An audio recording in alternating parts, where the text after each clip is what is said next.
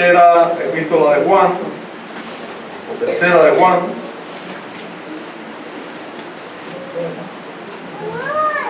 Sí, hemos estado viendo últimamente estas epístolas en su conjunto, revelándonos la iglesia que Dios nos muestra a través de el apóstol Juan. Vamos a leer los primeros 4 versos de tercera de Juan para comenzar. El anciano Agayo, el amado, a quien amo en la verdad. Amado, yo deseo que tú seas prosperado en todas las cosas y que tengas salud, así como prospera tu alma. Pues mucho me regocijé cuando vinieron los hermanos y dieron testimonio de tu verdad, de cómo andas en la verdad. No tengo yo mayor gozo que este, el oír que mis hijos andan en la verdad. Padre,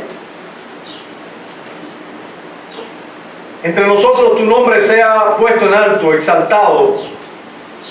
Señor, tu palabra sea predicada con denuedo, a pesar del predicador. Habla a nuestros corazones, habla a tu pueblo, habla a tus hijos. Incluso tu voz sea escuchada por los que nos visitan, por nuestros amigos. Ten de ellos misericordia, Señor. Habla también a sus corazones. Vuélvelos a ti para más gloria de tu nombre, de tu misericordia, de tu amor, de tu perdón. En Cristo rogamos que trates poderosamente con nuestros corazones y que seamos alimentados, y todo propósito que tengas por medio de tu palabra lograr en tus hijos hoy, en todo este pueblo hoy, Señor, hazlo para más gloria de ti. En Cristo Jesús. Amén. Amén. Una de las realidades más aterradoras que se vive hoy en casi todo el mundo conocido es la ausencia de verdaderas o sanas iglesias locales. Hay cada datos que realmente hacen que uno se espante. Escuché esta semana de ciertas iglesias que rentan sus locales después de tener el servicio el domingo, rentan sus locales durante toda la semana para cualquier tipo de cosas. Escuché especialmente el testimonio de una iglesia en Dinamarca que después de su servicio ella renta el local el lunes a unas personas, el martes a otras, pero dentro de esta multitud de cosas que se hacen es que su local sirve para conciertos de rock, su local sirve para eventos satánicos de magia negra, o sea, su local, pero también para filmar películas pornográficas. Y que al llamado de cierta persona al pastor de esa iglesia, preguntándole cómo es que el local de la iglesia se usa para esto, dice, no, pues es que hay que recaudar dinero para la obra del Señor. Esto te puedes encontrar, puedes recorrer países completos donde no hay una iglesia, donde tú puedas decir, esta es una iglesia donde mi alma va a ser edificada, donde mi alma va a ser bendecida, donde yo puedo llevar a mi familia. Las falsas doctrinas, las malas prácticas, el diablo y el mundo han hecho un gran estrago dentro de las iglesias durante siglos. Y esto es muy fácil de ver para los que tienen un dominio mínimo de las doctrinas bíblicas fundamentales. Te puedes encontrar que recorres muchas iglesias y usted no ve iglesias sanas. Uno de los fenómenos modernos que más nos golpea a nosotros como a los cubanos de este tiempo, es la migración masiva de familias completas.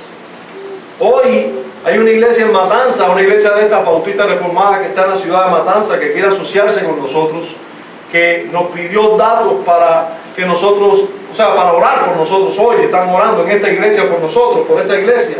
Y yo le decía, bueno, ora, porque tenemos más de 4 miembros de nuestra iglesia, aparte de algunas visitas de nuestra iglesia que se han ido del país, pero son miembros de la iglesia que no están en Cuba y que no tienen el mínimo plan de regresar. Pero además de eso, la mayoría o muchos miembros también se quieren ir. Yo le decía, oren por nuestra iglesia y oren por la salud de la iglesia en Cuba, porque ¿quiénes quedarán? ¿O qué futuro hay para una iglesia donde todos se quieren ir? De ese lugar donde viven, donde se conforma esa iglesia. Oren por ello. Pero la gran preocupante de estas familias que se van, la gran preocupante de estas familias enteras, muchas veces, a veces mutiladas, un pedazo de ellas, que se van, la gran pregunta preocupante, por lo menos cuando son familias piadosas, cuando son hombres, cabezas de familia, que son hombres piadosos, de verdad, que temen a Dios, que aman a Dios, o mujeres que aman a Dios, la gran pregunta es, ¿para qué lugar voy a migrar? ¿Hay una iglesia verdadera en ese lugar? De hecho, esa debe ser la mayor preocupante, y doy gracias a Dios porque al menos los que salen de esta iglesia salen con esa preocupación. No es lo que veo que sucede con muchos por ahí que se llaman creyentes también y van para cualquier lugar, no importa el lugar, lo importante es prosperar, y no se preguntan si hay una verdadera iglesia en ese lugar. Pero déjenme decir que eso reduce los lugares de migración, porque no en todo lugar hay una iglesia sana, no en todo lugar hay una iglesia bíblica, no en todo lugar hay una iglesia que realmente glorifica a Dios, adorándole y sirviéndole. Pero lo primero que yo debo saber para encontrar una iglesia verdadera es cómo es una iglesia verdadera. ¿Cómo es una iglesia verdadera? Nosotros sabemos que una iglesia no es un edificio, ¿verdad? Yo sé, hay personas por ahí que dicen, no, mira, aquí hay una iglesia, porque ven un edificio en forma de iglesia, dice, aquí hay una iglesia. Nosotros ya salimos de esa ignorancia, ¿verdad? Nosotros no estamos ahí, no estamos en ese estado que hay quizás muchos. No vamos a buscar una iglesia por el edificio, si tiene un edificio, si no tiene un edificio, si tiene un edificio cómodo, no, eso no es un problema para nosotros. También sabemos que hay ciertas denominaciones o nombres que descalifican a una iglesia. Si nosotros vemos una iglesia con un edificio muy bueno, muy acogedor, pero que dice Templo de la Nueva Reforma Apostólica de los últimos tiempos, nosotros decimos, bueno, ¿qué cosa es eso? O si dice Iglesia Católica algo, ya nosotros sabemos que ahí no, aunque pudiera ser católica, no es católica porque no puede ser universal y local a la vez. Pero el problema de católico no es lo importante, romano es lo más importante, pero ninguna iglesia católica romana dice Iglesia Católica Romana, no dice en ningún lugar, pero sabemos que si es una iglesia católica romana, nosotros no tenemos que hacer nada ahí. Entonces ya hay un grupo de iglesias que vamos a desechar casi que por su nombre nada más, por su denominación nada más, ¿verdad?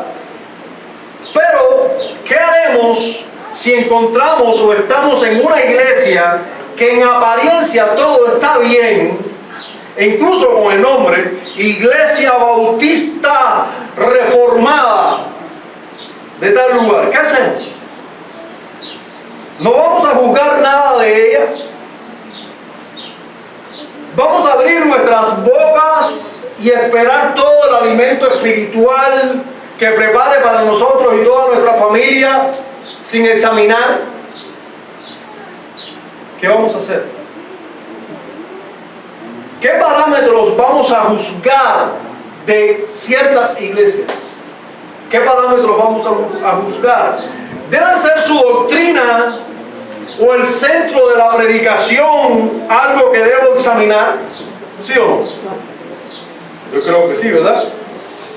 Nos muestra Dios en su palabra aquellos parámetros que son importantes evaluar de una iglesia cuando la examinamos, o nos deja Dios sin consejo alguno.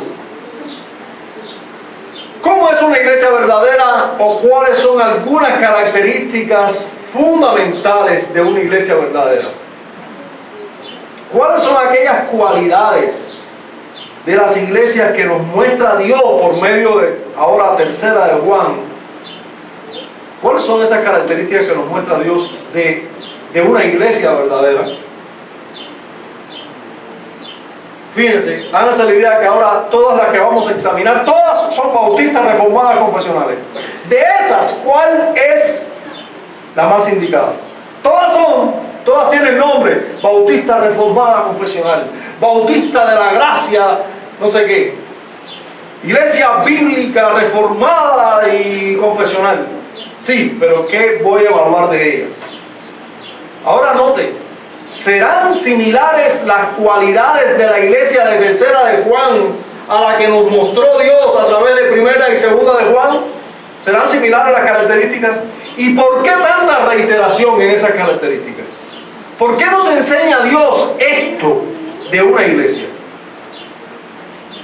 Si son similares las características que nos está mostrando, ¿por qué nos está mostrando Dios estas características de una iglesia?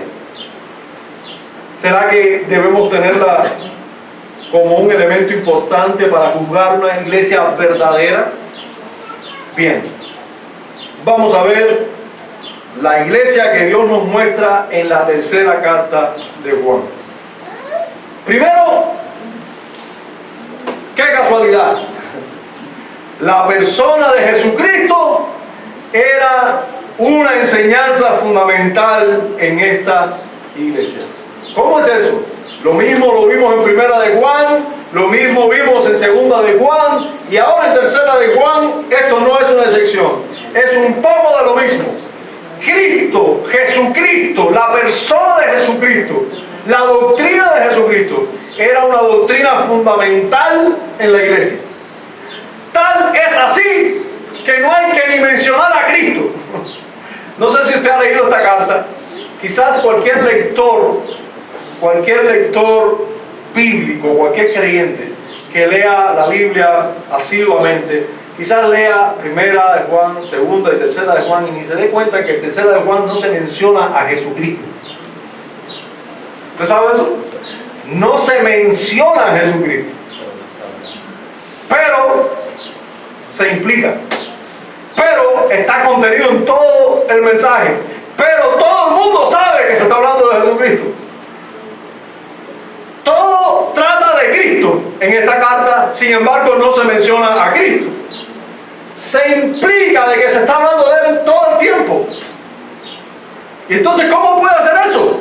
Porque es que Él es el centro. Por eso puede ser. Por eso no hay ni que hablar de Él, para que se sepa que estamos hablando de Él. Es como una conversación cuando se está hablando mal de alguien. No se menciona a ese alguien, pero todo el mundo sabe de qué se está hablando. Todo el mundo lo tiene aquí.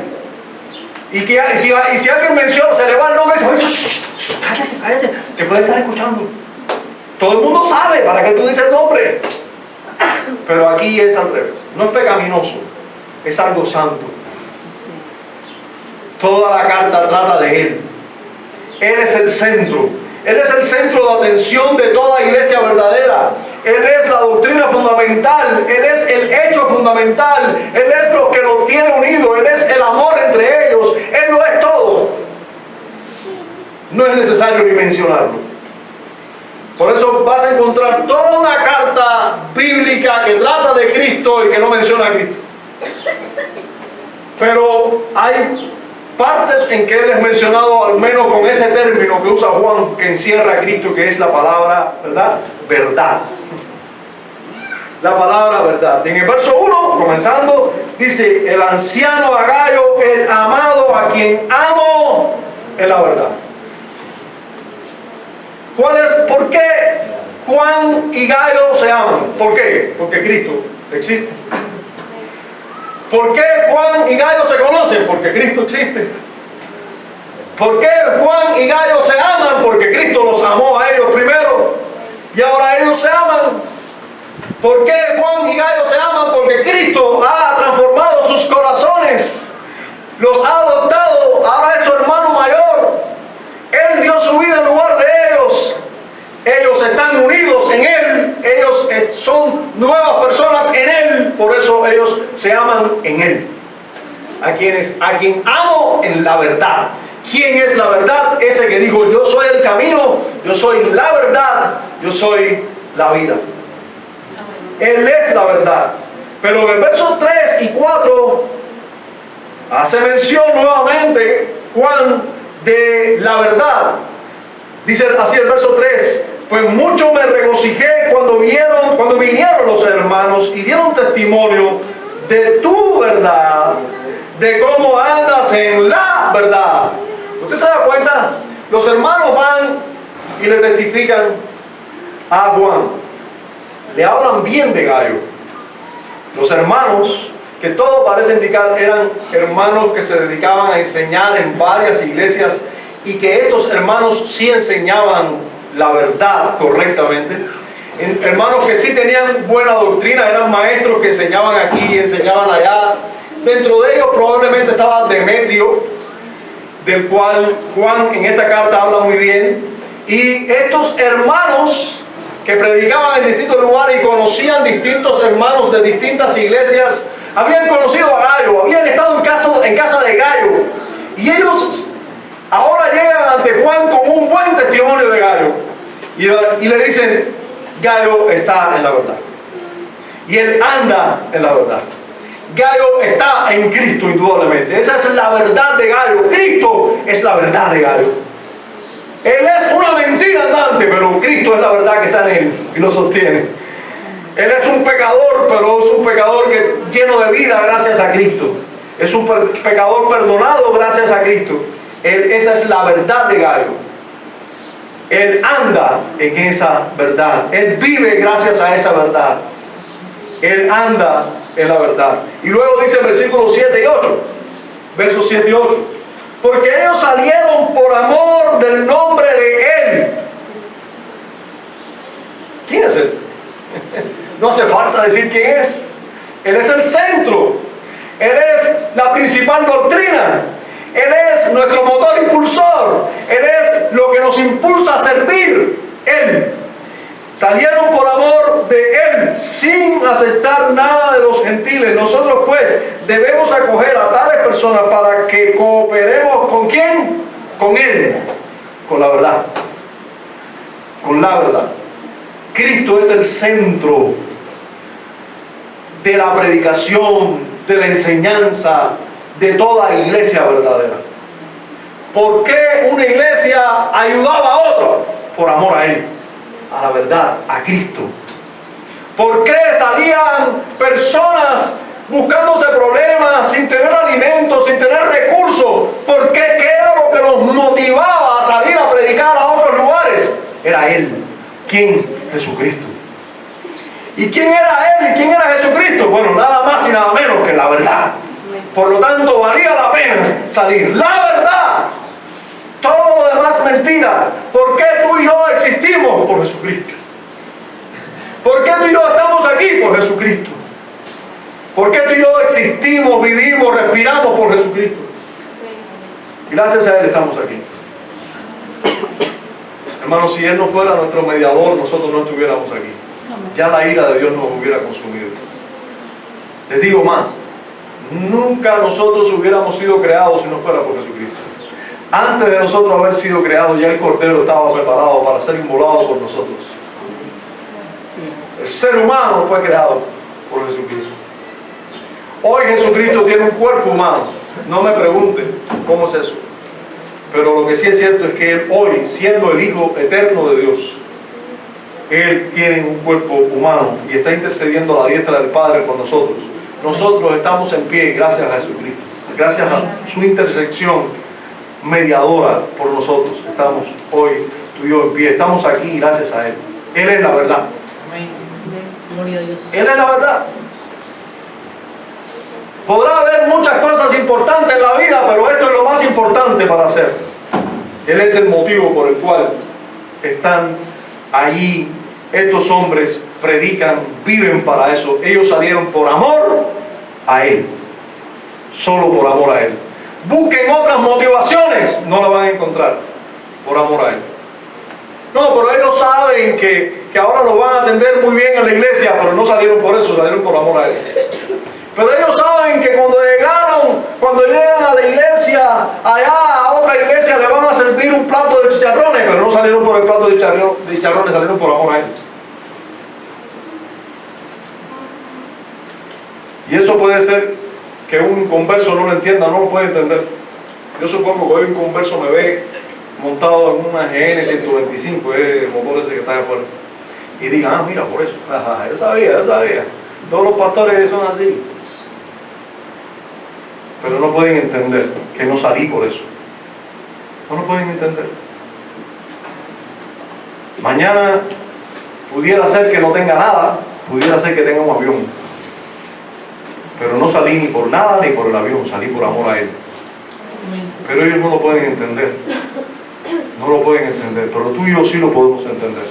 Porque Él nos encontró a nosotros, nos amó a nosotros, y es la verdad que ha sido revelada a nosotros. Es el centro de nuestras vidas, es el todo de nuestras vidas. Gracias a Él estamos aquí. Gracias a Él vivimos, nos movemos. Hoy en día hay iglesias que predican a un Cristo mutilado. Y déjenme decirle, hermano, muy importante que nosotros entendamos que porque las iglesias mencionen a Jesucristo, Jesucristo no es el centro de la atención de ellas. Usted puede llegar a cualquier lugar que se llame una iglesia, pero no se trata de cuántas veces mencionen a Jesucristo en una iglesia. Eso no es lo que hace que una iglesia, el centro o la doctrina fundamental sea Cristo y el Cristo verdadero sea predicado ahí. Porque yo pregunto, ¿de quién predicaban los falsos maestros sino de Jesucristo? Solo que decían de Él que Él no había venido en carne y predicaban de Él. Pero ¿de qué Jesucristo estaban predicando?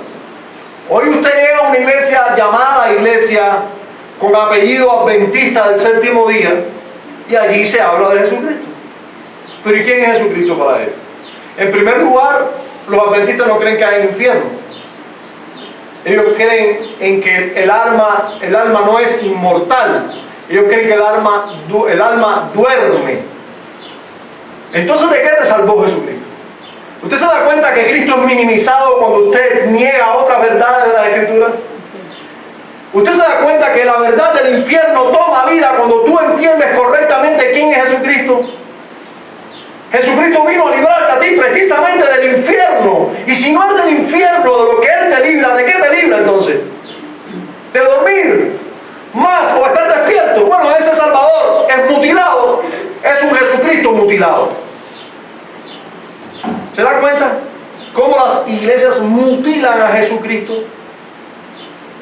Una iglesia legalista, como es casi la mayoría de las iglesias pentecostales hoy, es una iglesia donde Cristo es mutilado. ¿Por qué? Porque tu santidad depende de ti. Toda predicación redunda en esto: ayuna y ora y tú vas a vencer. Tú puedes, hazlo, esfuérzate. Y eso es verdad. Esfuérzate, hazlo, ayuna y ora, todo eso es verdad. Todo eso hazlo. Pero es que eso no es por eso que tú podrás vencer. Es porque Cristo, es porque Jesucristo te esfuerza. Es porque Jesucristo te llama a orar. Es porque Él te va a dar fuerza para orar. Es porque Él es tu vencedor. Él es el vencedor que va a vencer en ti, por medio de ti, y te lleva allí. Y si logras hacer algo, ya sea orar, ya sea ayunar, ya sea lo que sea, es gracias a Él. Es porque estás en Él que puedes hacerlo. Porque tú puedes ayunar o abstenerte de comer 60 días, no 40. Que si no estás en Cristo, eso es por gusto.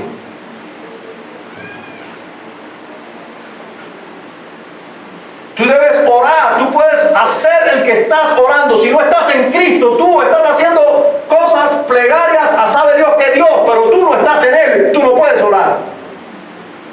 Entonces, primero, solo por la gracia y por la obra de Cristo tú puedes orar. Solo por la gracia y la obra de Cristo tú puedes ayunar. Pero es en Cristo y solo en Él. Cristo es mutilado cuando tú dependes de tus fuerzas para ser más santo. Siempre el ser más santo implica mortificar la carne por el Espíritu de Dios. Si no es por el Espíritu de Dios, tú no vas a matar ninguna carne. Tú no vas a mortificar ninguna carne. Y se puede mortificar la carne solo por el Espíritu de Dios si estás en Cristo Jesús. Si no estás en Cristo, no lo puedes hacer. Entonces, una iglesia que predica que tú puedes con tu fuerza es una iglesia que está mutilando a Cristo y la obra de Cristo en tu vida. En Adán todos pecan, en Cristo todos son justificados. Solo por el Espíritu de Cristo nosotros podemos vencer toda tentación, solo en Cristo Jesús. Miren, hermano, ustedes saben quién es Cristo, nuestro David. ¿Cuántas veces tú has oído predicar de David? De la historia de David y Goliat. ¿Cuántas veces? Si tú llevas algún tiempo visitando alguna iglesia, tú has escuchado alguna predicación de David y Goliat. ¿Y cuántas veces tú has escuchado decir que tú tienes que ser como David y enfrentarte al gigante? Y pueden poner al gigante de cualquier tipo, gigante de preocupación económica, gigante de preocupación de que tú vas a obtener tales logros para estudiar, preocupación del pecado. Esos gigantes tú los vences con la onda de Dios, las promesas de Dios. Vence a tal gigante. Eso es lo que enseña la historia. Eso es lo que enseña la historia que se nos narra ahí en 1 Samuel. Jesús dice que toda la Biblia habla de Él. Y Él es el hijo de David. Y Él es el rey al cual tipifica David. Él es el rey que obtiene las victorias del pueblo de Dios. Él es el rey que vence a los gigantes. Él es el vencedor sobre nuestros gigantes. Los gigantes que vienen a atemorizarnos a nosotros y a vencernos a nosotros y que son más fuertes que nosotros, Él los vence sencilla y llanamente, con una ondita. Va, corta su cabeza, así de sencillo. Y David es solo un tipo de Cristo, porque Cristo es superior a David. Amén. Habían valientes que vencieron gigantes también, valientes de David, pero nadie como Cristo. Entonces, cuando se predica de que tú puedes esto, tú puedes lo otro, tú estás mutilando al Cristo que es la verdad, al verdadero Jesucristo.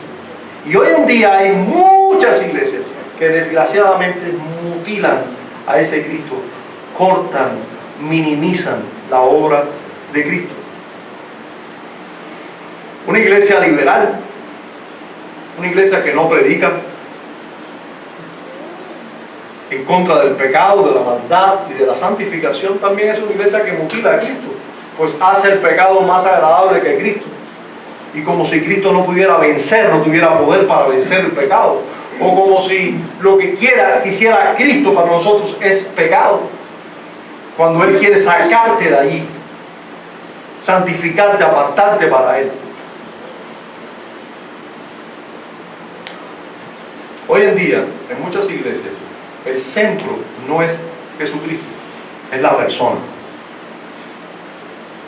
Me contaba un hermano de otra iglesia a la cual él pertenecía, como el domingo pasado, creo que fue el domingo pasado, el Día de las Madres.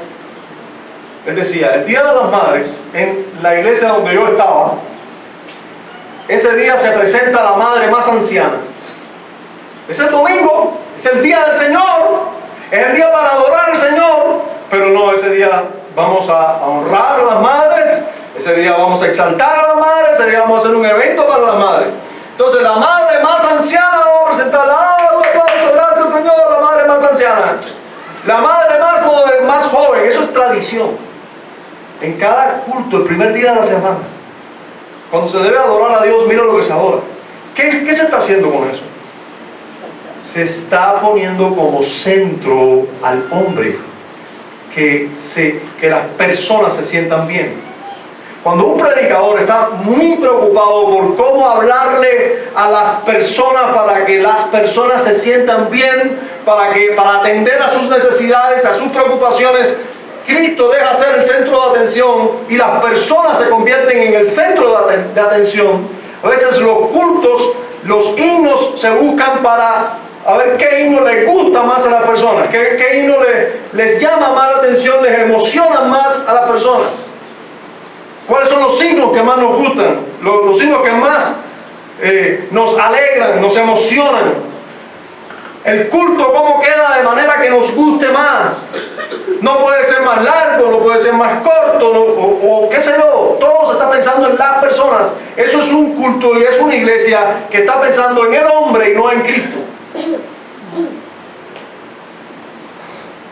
La predicación es antropocéntrica, pensando en el hombre, y aunque se usa a Cristo para beneficio del hombre. Por eso usted hoy encuentra un mensaje tan resumido y que parece correcto, pero no es correcto. Ven a Cristo y todo te va a salir bien. Ven a Cristo y todos tus problemas van a pasar. Ya, se acabaron tus problemas. Tú eres alcohólico, tú tienes problemas económicos, tú tienes problemas de relaciones con otras personas. Ven a Cristo y todo eso se va a resolver. Yo pregunto, ¿y si las personas resuelven los problemas sin Cristo? Se van para afuera, todo eso se empieza a resolver. Ahora, como está trabajando, ya no toma bebidas alcohólicas, está ocupado. ¿Y Cristo? Bueno, ya no, Cristo no es la solución. Hay otras soluciones. Hay otras soluciones. Ven a Cristo y todo se va a resolver, y a lo mejor tú tienes más problemas que ellos. Ven a Cristo y ya todos los problemas de tu matrimonio se van a acabar, ya todos se van a resolver, y tú tienes tantos problemas en el matrimonio, tú que eres el mensajero de ese mensaje, tú eres portador de ese mensaje, y resulta que tú tienes más problemas en el matrimonio que cualquier otra persona, y tú eres cristiano. Y tú dices, bueno, ¿qué pasa? ¿Cuál es la solución aquí? Cristo no es la solución para el matrimonio. O por lo menos no es así como yo lo estoy predicando. ¿Te has encontrado con eso? Usted sabe, yo me vi en una ocasión con ese dilema. Yo dije, Cristo es una solución más. El Cristo que yo estoy predicando es una solución más. No es la solución. Pero hermanos, yo sé, igual que tú, que Cristo es solución para el matrimonio, es solución para tantas cosas. Cuando nosotros lo tenemos a Él en el centro y lo obedecemos y trabajamos en función de Él, puede ser la solución. Pero esto son consecuencias de tener a Cristo en tu vida constantemente. Pero esa no es la manera de nosotros predicar a Cristo. Cristo es la solución del mayor de tus problemas, que es la ira de Dios sobre tu vida. Él es la solución. Él es la única solución a tu vida. La única solución a tu vida es Él, porque tu problema es que tú eres un pecador las 24 horas del día, y Dios es santísimo y su ira está sobre ti, y la única solución es Jesucristo. Él es la solución de tu problema, porque tú estás condenado a un infierno eterno. Todos los seres humanos, por pecadores, merecemos la ira de Dios sobre nosotros, para destrucción para siempre, apartados de Él para siempre, bajo su ira para siempre, condenados para siempre, sin salida. Cristo es la solución. Cristo es la solución. El único que acepta a Dios La única justicia que Él acepta es la justicia perfecta de su Hijo. Ninguna de tus obras, ninguna de tu fe, ninguna de tus buenas obras, buenas acciones va a aplacar la ira de Dios. Solo la persona de Jesucristo, su perfecto camino, su perfecta justicia a favor de nosotros. Solo eso. Gloria a Dios. Cristo lo es todo. Si Jesucristo correctamente predicado no es el centro de atención de una iglesia, hay que ponerle un bombillito y asustarnos. Asustarnos. Llámese como se llame esta iglesia. En segundo lugar, para sorpresa de nosotros también, encontramos que en tercera de Juan también se nos revela que esta iglesia que nos muestra la tercera de Juan es una iglesia donde la relación entre los líderes de unas iglesias y los miembros de otras iglesias era una relación estrecha. Se conocían, se amaban. Eso lo vemos desde el primer verso. El anciano, que es Juan, que todo parece indicar, todos los teólogos están de acuerdo en que era, además del apóstol Juan, era pastor en una iglesia. Y este pastor de una iglesia le escribe al miembro de otra iglesia. Porque Gayo indudablemente era un hermano en otra iglesia. Y esto lo podemos ver por toda la carta. Creo que no tengo que demostrárselo porque ya la hemos leído, la hemos estudiado. Creo que no tengo que demostrárselo. Pero Gayo es miembro de otra iglesia y el anciano de esta iglesia le escribe a aquel con una relación estrecha. Él le dice, el anciano a Gayo, el amado, a quien amo en la verdad. Ahí encontramos esa relación. Pero además el deseo de Juan de que Gayo tenga salud es una clara evidencia de que conocía la condición personal de este. Probablemente estaba enfermo. Probablemente tenía alguna enfermedad que Juan conocía. O sea, no solamente lo conocía de qué y qué, no, él conocía el síndrome que tiene Kika. Yo lo conozco porque soy su esposo. Pero es que lo conocían, le importaba, le interesaba la salud.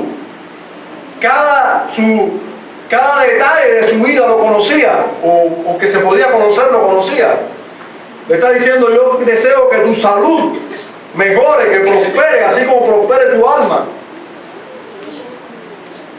Pero además el deseo de Juan de escribirle más, y más que ello, la intención y planificación para verle cara a cara, es una prueba contundente de que se conocían, pero que Juan decía, yo que quiero escribirte, pero más que esto, quiero ir personalmente y verte. Había una relación estrecha entre líderes de una iglesia y hermanos de otra iglesia. Había lo que complementa el tercer aspecto, que es las iglesias de distintas ciudades se conocían entre ellas y tenían una estrecha relación de amor. Hermano, yo sé que ustedes, algunos me miran y dicen, pastor, ¿por qué usted está resaltando eso?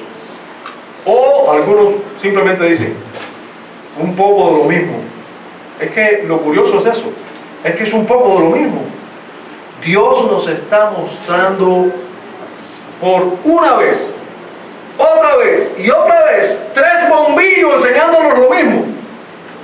Nos está dando luz de qué es una iglesia verdadera, nos está enseñando lo mismo a través de 3 cartas inspiradas por un apóstol. Nos está enseñando una iglesia modelo, no una iglesia perfecta, porque no hay iglesias perfectas, pero nos está enseñando iglesias verdaderas, cómo funcionan. Y usted dirá, pastor, pero ese problema lo tenemos, porque usted dijo ya Iglesia Bautista Reformada, ya con eso ya se acabó el problema, voy a una que tenga ese nombre y punto. No, escuche bien, no es suficiente. Usted sabe que hay iglesias bautistas reformadas que tienen una confesión de fe y que son aisladas e independientes y no se llevan con ninguna otra iglesia? ¿Sabías eso? ¿Qué vas a hacer con esa iglesia?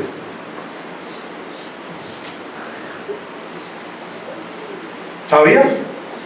¿Sabías que con las únicas iglesias que se llevan ellas es con una relación indebida? No de tú para tú, como iguales, sino solo o con aquellas que son superiores a ellas, la cual le llaman sus pastores o madres, o la ven como una iglesia a imitar y siempre se relacionan con ella como una iglesia superior o a imitar. Y ven a otras iglesias quizás como hijas, pero nunca como iguales. Y a lo mejor lo hacen incondicionalmente, porque eso sucede cuando nosotros estamos en un error y no vemos el error. Porque cuando vemos el error, casi siempre nos apartamos del error, por lo menos los hijos de Dios. Pero mientras no lo vemos, acabamos.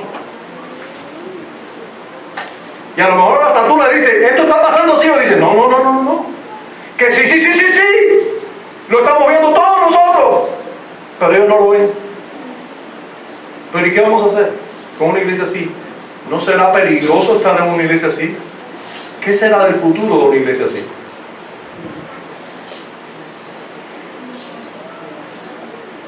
Las iglesias locales, según el modelo que Dios nos está mostrando, eran iglesias que tenían una relación entre ellas que eran de igual a igual. Y era una relación estrecha, de igual a igual. Mire conmigo la mención de los hermanos que dieron testimonio de Gayo como una evidencia clara de la relación entre las iglesias. En el verso 3 encontramos la siguiente declaración. Mucho me regocijé cuando vinieron los hermanos y dieron testimonio de tu verdad, de cómo andas en la verdad. Escuchen conmigo. ¿Cómo es la relación entre estas iglesias? Llega un hermano de una iglesia que estaba de visita en otra iglesia, y cuando viene a esta iglesia dice, esta gente está en falsa doctrina, esta gente son unos pesados, esta gente son, no me recibieron. Yo creo que el hermano Gayo es un poco prepotente. ¿Llegaron con ese testimonio? No. Llegaron con el testimonio del hermano Gayo, que está en la verdad, anda en la verdad. ¿Qué es eso? Puede ser que el hermano Gayo haya sido, le dio arroz y frijoles en vez de arroz, frijoles y bistec. Puede ser que el hermano Gayo no cantó el día de la adoración cantada los himnos que cantan en la otra iglesia. No, porque yo creo que deben mejorar la adoración cantada y creo que debía darle un poquitico más de comida. No fueron con testimonios negativos, fueron con testimonios positivos. El hermano Gayo está en la verdad, anda en la verdad. Y eso edifica la iglesia. Eso es señal de que hay una buena relación entre ellos y que va a mejorar, porque el testimonio entre ellos es en relación a la verdad y es con verdad y es edificante. No es hablando mal ni murmurando, sino hablando bien. Mira Juan a llamarle hermanos y decir que estos daban testimonio, o sea, que hablaban bien de Gayo. Recuerden que la palabra dar testimonio es hablar bien. ¿Recuerden eso? ¿Lo recuerdan? Dar testimonio ya implica hablar bien. Dice el versículo 3, dice, pues mucho me regocijé cuando vinieron los hermanos y dieron testimonio de tu verdad. O sea, hablaron bien de tu verdad, de cómo andas en la verdad. O sea, ya ellos estaban hablando bien de Gayo. No solo está mostrando la buena relación que ya existía entre ellos, sino que está fundamentando o alimentando esa buena relación que siga mejorando. Cuando Juan le está diciendo esto a Gayo, le está diciendo, ellos están hablando bien de ti. Me dijeron que tú andas en la verdad. ¿Qué está haciendo Juan ahí? A ver, te lo voy a poner de esta manera. ¿Qué tú piensas de una persona que yo te diga, oye, fulanita está hablando mal de ti? ¿Qué tú piensas de fulanita? Horrible, ¿verdad? Pero si yo te digo, oye, qué bien me habla de ti fulana, Ya eso es todo lo contrario. Tú dices, yo no sabía que fulano me quería tanto. Oye, sí, pero oye, qué buena opinión tiene de ti, como me habla bien de ti. Tú dices, ay, mira para allá. Eso te hace tener... Bueno, eso es exactamente lo que está haciendo Juan aquí, ¿no se da cuenta? Juan está usando una verdad, hablaron bien de él, pero lo está publicando. ¿Para qué? Para que Gayo y estos hermanos cada vez se amen más. Esa es la intención del Espíritu, esa es la intención de Juan. Que estos hermanos cada vez se amen más, que la próxima vez que los hermanos vayan allá a Gayo todavía los atiendan mejor. Se da cuenta de la relación que había entre ellos. Se da cuenta de la relación que Dios quería que hubiera entre ellos cada vez mayor. Un amor que sea cada vez mayor. En el verso 6, en la primera parte del versículo 6, miren lo que dice. Los cuales han dado ante la iglesia testimonio de tu amor. ¿Está viendo eso? ¿Quiénes? Está hablando de los mismos hermanos. Ahora dice Juan, no ante mí solamente, ante la iglesia. Esos hermanos son de una iglesia, ¿verdad? Tenemos hermanos de la iglesia A que fueron a la iglesia B. La iglesia A es la iglesia donde está Juan de pastor. La iglesia B es la iglesia donde está Gayo, donde está Diótrefes. Pero la iglesia A, de donde salieron estos hermanos para enseñar en la iglesia B, esta iglesia, los hermanos vinieron de aquí, dieron buen testimonio de Gayo, dieron mal testimonio de Diótrefes, pero de Gayo dijeron delante de toda la iglesia, no solo a Juan, dieron testimonio del amor de Gayo delante de toda la iglesia. Yo pregunto, ¿qué es eso? Relación estrecha entre las iglesias, hermanos. Estrecha e igual. ¿Qué sucede si tú llegas a Juan de los Palotres, a un lugar cualquiera, X, Latinoamérica, Europa, lo que sea, y usted llega a una iglesia donde usted ve esa iglesia, todo el tiempo esa iglesia, y no se habla de otras iglesias? Puede llamarse el predicador como se llame, puede tener 18 mil millones de seguidores en YouTube, puede tener una doctrina, pero cuidado con esa iglesia que está aislada y demasiado independiente. Cuidado, porque ese no es el modelo bíblico. Ese no es el modelo bíblico. Eso puede pasar con una iglesia sana, sí, esa iglesia debe estar involucrada en plantar iglesias en todos lugares. Plantar iglesias. Y plantar iglesias no hijas, no hermanas. Una vez que una iglesia es plantada y que ya es una iglesia, esa es tu iglesia hermana, no tu iglesia hija. Porque no hay iglesias hijas. Hay hermanos y iglesias autónomas donde Cristo es su cabeza, y ahora los pastores, esos que tenga esta iglesia, son pastores igual que tú, no menores que tú. Los miembros de esa iglesia son miembros de iglesia igual que tú, no inferiores a ti. Eso es lo que nosotros vemos en las Escrituras. Eso es lo que vemos en las Escrituras. Ese es el modelo que nos enseña la Biblia. Ese es el modelo que nosotros debemos ver y apreciar y valorar y seguir. Miren cómo Juan estimula a Gayo a recibir y encaminar a estos hermanos que habían salido por amor al Señor, por amor a Él.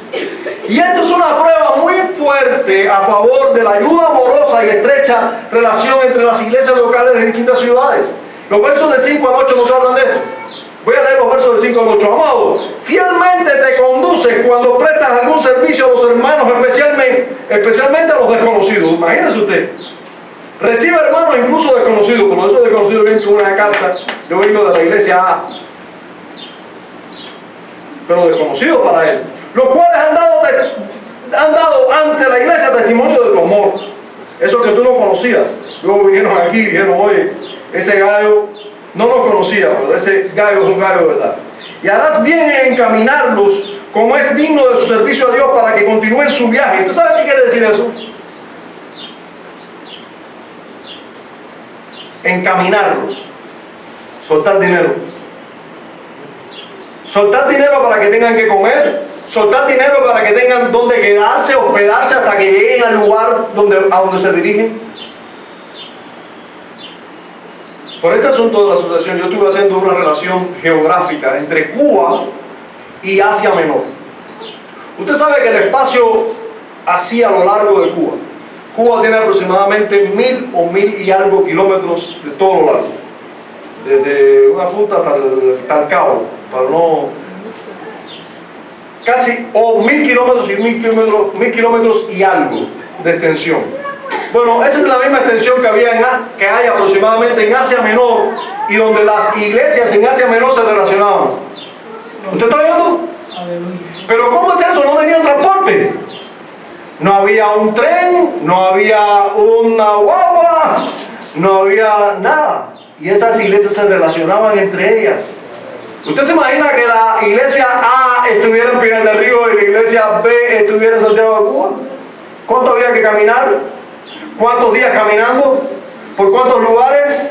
Bueno, dice el pastor de la iglesia A, o uno de los pastores de la iglesia A, le dice al hermano de la iglesia B: bien haces en recibirlos y en encaminarlos,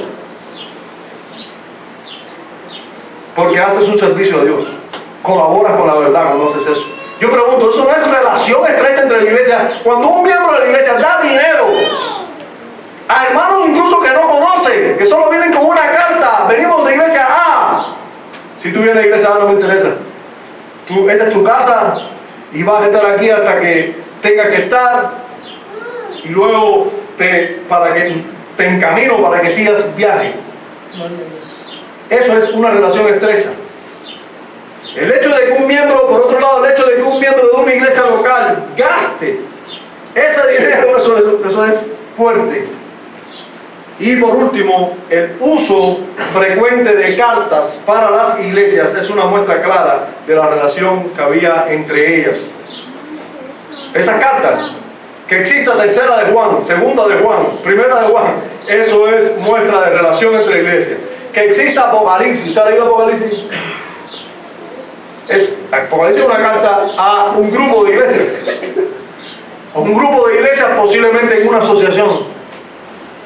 Todas estaban en una región de Asia Menor, todas las iglesias mencionadas en Apocalipsis, y a todas ellas se le mandó una sola carta. ¿Por qué una carta para todas esas iglesias? Porque todas esas iglesias tenían relación entre ellas. Es el único sentido que tiene que sea una carta para todos ellos. En cuarto y último lugar, última característica, pero no menos importante. Esta característica también coincide con características ya vistas. Vivían la penosa realidad de la presencia de personas perversas queriendo causar mal en ellos. Ya yo sé, yo llego a una iglesia, si se llama Iglesia Bautista Reformada, esa es la iglesia, y si no tiene personas malas. No, es que puede haber personas malas y ser una iglesia verdadera, porque las personas malas están en este mundo. Y hasta que sean malas, hasta que demuestren su maldad, van a estar ahí. Solo que cuando demuestren, cuando sea pública su maldad, en una iglesia verdadera se va a tomar medida con él. En otras van a seguir ahí y van a escalar y escalar y escalar y nadie va a hacer nada con él.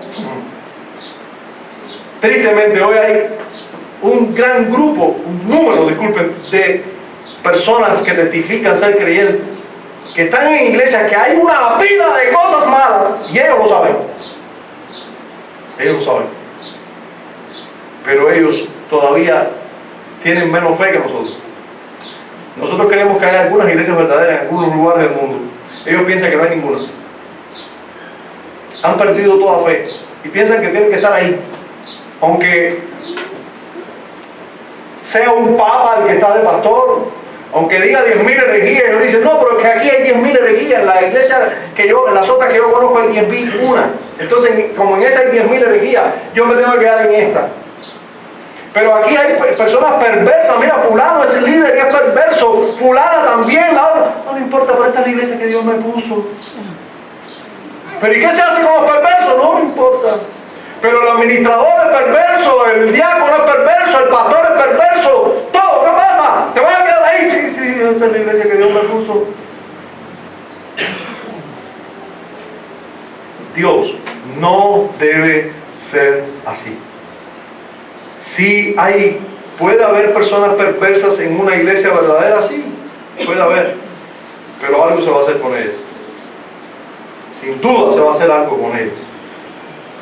Encontramos en Tercera de Juan que sí, había una persona perversa, con nombre y apellido se mencionó. Juan le escribe a Gallo y le dice en el versículo 9 hasta el verso 11: yo he escrito a la iglesia, pero Diótrefes, el cual me gusta tener el primer lugar entre ellos, no nos recibe. Por esta causa, si yo fuere, recordaré las obras que hace parloteando con palabras malignas contra nosotros, y no contento con estas cosas, no recibe a los hermanos, y a los que quieren recibirlos se los prohíbe y los expulsa de la iglesia. Amado, no imiten lo malo, sino lo bueno. El que hace lo bueno es de Dios, pero el que hace lo malo no ha visto a Dios. Miren, este Diótrefes sin duda era una persona perversa. En primer lugar, le gustaba tener el primer lugar, valga la redundancia, entre ellos. Le gustaba resaltar. Usted sabe, ese tipo de persona que quiere resaltar, que quiere que lo vean, que quiere ser el primer lugar en todo, y que no tiene el primer lugar, porque si tuviera un lugar, está bien que lo ocupe, pero si no tiene lugar, que no lo ocupe. Bueno, a este le gustaba tener el primer lugar siempre, a este le gustaba verse, a este le gustaba resaltar. Y usted quizás ha rodado por algunos lugares donde ha visto muchas de estas personas. Y está bien que haya algunas de estas personas, pero estas personas no pueden estar ahí por mucho tiempo. En una iglesia verdadera se señala. Se señala. Diótrefes, se señala. A ti te gusta tener el primer lugar, y eso no está bien. Se señala. Una iglesia verdadera es una iglesia donde hay disciplina. Yo pregunto, tú pasaste por una iglesia, ¿cuántos excomulgados hubo en esa iglesia que tú estuviste en el tiempo que estuviste? No, pastor, yo estuve 15 años en una iglesia y nunca vi una excomunión. ¿Y eso tú le llamas iglesia? ¿A eso tú le llamas iglesia? Eso no es una iglesia. En una iglesia verdadera hay disciplina. Hay malos, se resalta alguno con maldad, sí, pero se va a señalar, se va a llamar, se va a reprender, primero en silencio, en privado, después con dos, luego se lleva a la iglesia y luego, si no se arrepiente, se expulsa de la iglesia. ¿Cuántas veces tuviste que pasar por un proceso similar? Este hombre le gustaba tener el primer lugar. No recibía a los hermanos, no se gozaba con aquellos que debía gozarse, con aquellos maestros verdaderos, no se gozaba, no lo recibía. Parloteaba con palabras malignas en contra de Juan el apóstol y en contra de los maestros verdaderos. Prohibía a los miembros de la iglesia que recibieran a los hermanos y a hermanos de otra iglesia que vienen a ayudar con la enseñanza, y además toma la autoridad que no le corresponde. Fíjense lo que hacía este hombre. Expulsaba a los miembros de la iglesia tomaba las llaves del reino que no le pertenecían. Algo que debía hacer solo la iglesia, lo hacía él solo. Vete de la iglesia, no venga más. Expulsaba. Probablemente era el anfitrión donde se reunía la iglesia. Y podía decirle a algunos: mira, tú no vengas más aquí. Y así estaba convirtiéndose en alguien con mucha perversidad, que lograba hacer cosas por un tiempo. Logró hacer algunos daños, algunos males. La autoridad que no le corresponde también lo tomó. Ahora, yo pregunto, ¿qué hizo la iglesia con esto? ¿Se cruzó de manos? ¿Se cruzó de brazos con eso? No. Juan señaló ese mal y dio un veredicto. Juan dijo: el que hace lo malo, así no ha visto a Dios. Juan está dando su veredicto, ¿sí o no? Juan está diciendo, mira, este es un hombre perverso, que le gusta tomar el primer lugar, que no nos recibe, que parlotea palabras malignas contra nosotros. Pero además de eso, déjame decir, el que hace lo malo no es de Dios, porque no ha visto a Dios. Ya él tomó su decisión. Estas personas eran señaladas y condenadas públicamente. Ahora, es curioso, porque estamos hablando de relación entre la iglesia, ¿verdad? Es curioso que fue el pastor de otra iglesia el que vio la maldad de un miembro de otra iglesia y lo señaló. Hermano, eso es relación estrecha entre iglesias. Pero, más curioso aún, pastor de otra iglesia y apóstol. Sin embargo, a pesar de ser un apóstol, que en cierta manera los apóstoles eran pastores de todas las iglesias, aún así, como él sabía que había autonomía en cada iglesia y que cada iglesia era gobernada por Jesucristo y no por ellos, él no expulsó a ese hombre. No, él contó con la iglesia. Y usted dice, ¿dónde, pastor? Sencillo. Miren conmigo, vamos otra vez a los versículos que leímos. Yo he escrito a la iglesia, pero Diótrefes, pastor de la iglesia A, escribe a la iglesia B. Lo escribió a la iglesia. Pero Diótrefes, al cual le gusta tener el primer lugar entre ellos, no nos recibe. Por esta causa, si yo fuere, recordaré las obras que hace parloteando. ¿A quién? Pregunto, ¿a quién le recordará? A la iglesia, a los que pueden tomar lugar en la expulsión de este malvado. Fíjense que perfectamente pudiéramos decir que si Juan se consideraba con autoridad sobre la iglesia B, él dijera, yo voy a ir y voy a expulsar a Demetrio. A Diótrefes, disculpen. Sin embargo, no digo eso.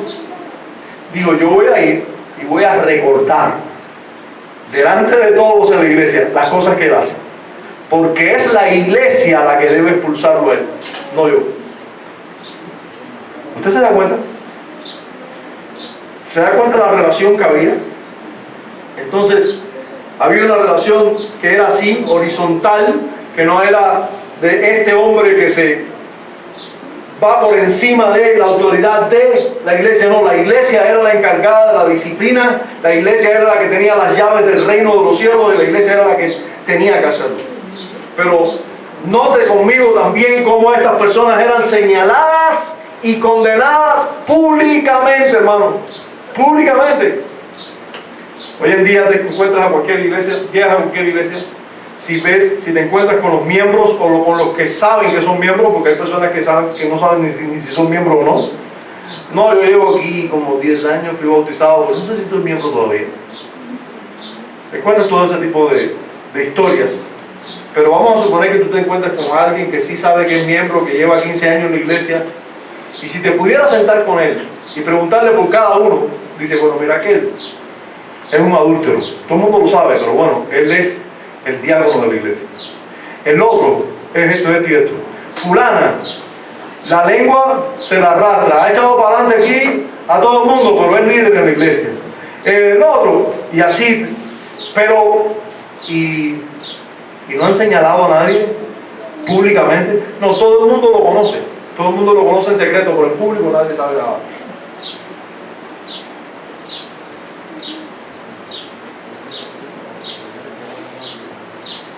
Pablo hace una carta y públicamente dice Diótrefes. Disculpe, Pablo, no Juan. Diótrefes. Lo menciona públicamente. La mención de cada una de sus acciones perversas es otra evidencia fuerte de la acción que debemos tomar ante tales personas. Nosotros tenemos que hacer lo mismo. La sentencia del versículo 11, eso dice, este hombre es un perverso. La sentencia es, si hace lo malo, no ha visto a Dios. Ya, no hay nada más que hacer. Él es un enemigo de la verdad. La carta de la que hace mención Juan, ¿verdad? la cual le envió a la iglesia, también es una muestra de que por muchas vías es necesario condenar al malhechor o al enemigo de la iglesia. Juan no solo mandó la carta a Gallo y que nosotros tenemos hoy, le mandó una carta a la iglesia, pero bueno, Diótrefes también la encontró por el camino y parece que no la hizo pública. Pero miren ustedes cómo la maldad se condena en una iglesia verdadera. Hermanos y amigos, debo terminar diciéndole que una iglesia verdadera no es una iglesia donde nos sentimos bien. Por eso una pregunta pésima a una persona que venga de visita es: ¿cómo te sentiste? No es eso lo que debemos preguntar. No es una iglesia donde nos sentimos bien lo que es una iglesia verdadera. Aunque no está mal sentirse bien. Porque ahora usted me dirá, bueno, entonces hay que sentirse mal para que la iglesia sea verdadera. No. Si usted se siente bien, gloria a Dios. Porque entonces usted disfrutó adorar a Dios, disfrutó la predicación, aunque sea molesta, aunque sea hablando de mis pecados, de mi maldad, te sintió bien, bueno, gloria a Dios. Aunque no te resolvió el problema del aceite, ni el problema que tú tienes con tu hijo, ni el problema que tú tienes con no sé quién. Pero habló más de un problema más grande tuyo. Resulta que yo venía a ver cómo Dios me hablaba para saber de los pecados de mi papá y de mi hermano y de mi vecino, para darme la razón de que ellos son unos perversos y yo no. Resulta que ahora Dios lo que vino a resaltar mis pecados. ¿Cómo es eso? No son todos ellos malos y yo la víctima. No, eres tú el malo. Y no eres una víctima, tú mereces más ira de Dios. Tú mereces menos aceite. ¿Sí? Porque vamos a hablar en plata. Merecer aceite ninguno merece. Ni un dedo. Ni agua. Ni nada. Todo lo que tenemos es gracia. Merecer, nada. Tenemos. Gracias a Dios. Entonces, una iglesia no es donde nos sentimos bien. Una iglesia verdadera no es una iglesia con un gran edificio o que tenga esprit. Si no tiene esprit no sirve. No es una iglesia con un nombre bueno. Una iglesia verdadera no es una iglesia que tenga programas para jóvenes, que tenga programas para niños, para adultos mayores. Una iglesia verdadera es donde Jesucristo sea el verdadero y único Jesucristo, sea el centro de su enseñanza y de su práctica. Eso es una iglesia verdadera. ¿Qué sería de ti en una iglesia donde Jesucristo no sea el centro de la enseñanza y la práctica? ¿Qué sería de tu familia? ¿Has pensado en eso?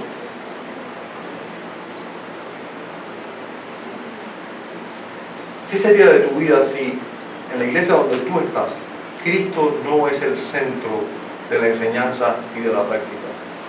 ¿Sabes dónde estarías? ¿Sabes tú por dónde andarías? ¿En qué extremo legalista o en qué extremo liberal estarías? ¿Qué sería de tu maldad o de tus pecados o de tus prácticas? ¿Qué sería de tu familia? ¿Qué sería de tus hijos si no estuvieran expuestos al Evangelio verdadero? Cuando tú ves que se expone al Evangelio verdadero y tú lo ves cada vez más a la maldad, si no tuvieran el Evangelio verdadero, ¿en qué estarían? Quizás estuvieran hoy muy entretenidos. ¿Usted sabe?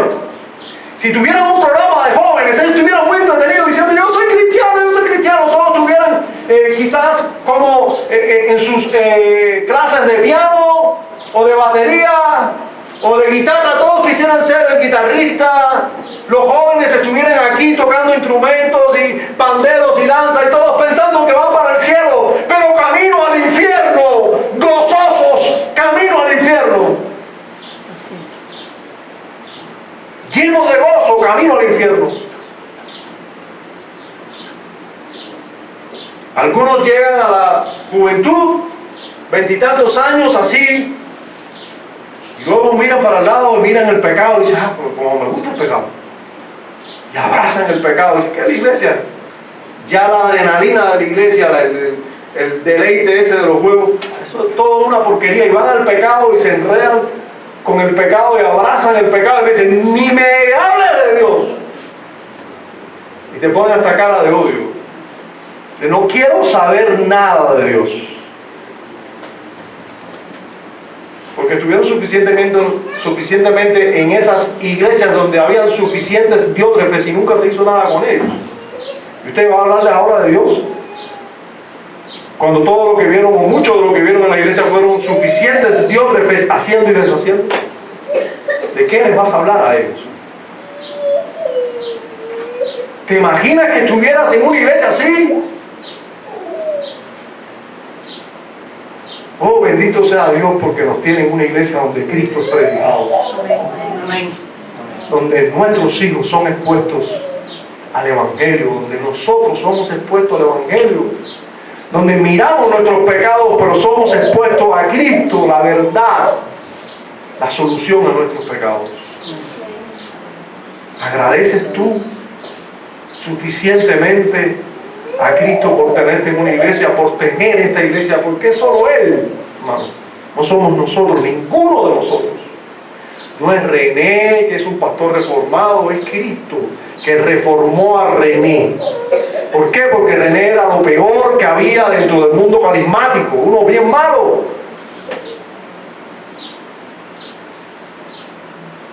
Y no solo a René, sino a todos los que puso junto con René, porque si hubiera sido René solo, ¿qué es René? Gloria a Dios.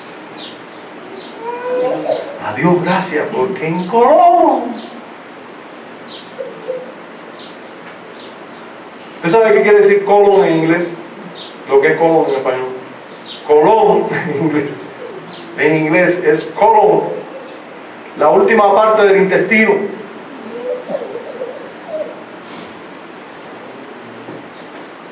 En la última parte del intestino, en Cuba, en un país olvidado, donde nada prospera, una iglesia verdadera. En Dinamarca, Suiza y Holanda y Alemania, que vieron hombres santos. Hoy no hay iglesias verdaderas. Gloria a Dios. Aleluya. A Dios le ha placido darnos un tesoro. Bendito sea su nombre. Amén. Valoremos eso. Amemos eso. Guardemos eso. Defendamos eso. Glorifiquemos a Dios por eso. Aleluya. Yo escuché de ciertos hermanos o hermanas que se mandan fotos desde Europa, desde América. Mira, qué baño más lindo tengo ahora. ¿Qué me importa a mí un baño lindo? ¿Qué me importa a mí tener una casa grande? ¿Qué porquería es esa?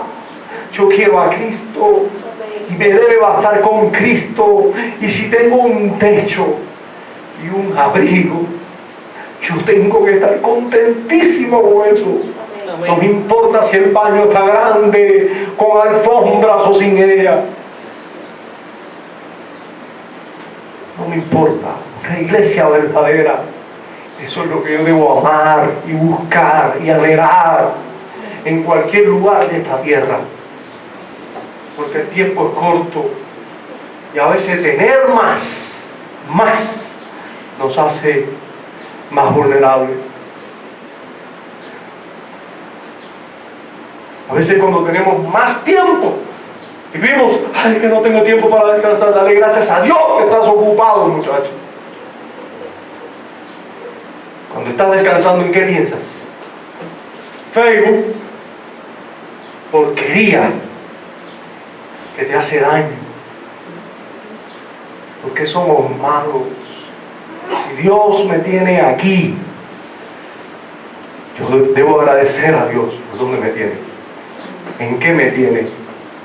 Tengo que valorar cuántas cosas preciosas Él me ha dado. No merezco ninguna, pero Él me ha dado tantas cosas gloriosas. Amén. Padre, gracias damos en Cristo Jesús por lo que tú nos has dado. Gracias damos por Cristo, Señor. Aleluya. Gracias damos por lo que Él ha hecho en nosotros y por nosotros. Gracias por darnos una iglesia, Señor, que no es perfecta, pero que es una verdadera iglesia. Concédenos, Señor, siempre estar en esa cualidad de verdadera, aunque nunca estemos en la de perfecta. Señor, concédenos siempre tener palabras oportunas de reprensión del cielo, así como tuvieron las iglesias en Apocalipsis, una palabra oportuna, mostrándonos allí donde está nuestro pecado. Ayúdanos a salir de ellos. Señor, pero gracias por el tesoro glorioso de tener a Cristo y tener una iglesia verdadera donde adorarle, donde recordar la obra que ha hecho por nosotros, donde recordar debidamente que Él es todo en nosotros, que Él es la verdad. Señor, concédenos seguir siendo una iglesia que vea a otras iglesias como nuestras hermanas y que nos preocupan. Agranda nuestro corazón, Señor, para amarles debidamente. Concédenos siempre tratar debidamente a los diótrefes dentro de nuestra iglesia. Llamar al mal por su nombre, sea la persona que sea, Señor. Concédenos hacerlo para más gloria de tu nombre. Señor, en Cristo oramos y damos gracias.